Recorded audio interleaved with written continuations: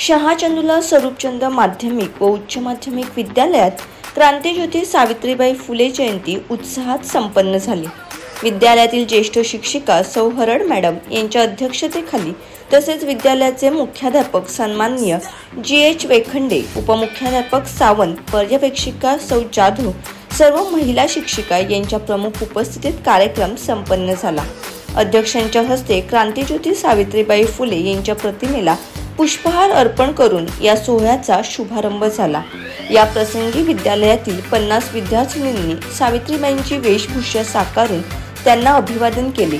इयत्ता 5वी ते इयत्ता 12वीच्या विद्यार्थ्यांनी वक्तृत्व गाणी, कविता सादर केले। मान्यवरांनी आपल्या मनोगतातून शिक्षणाचे महत्त्व विशद केले।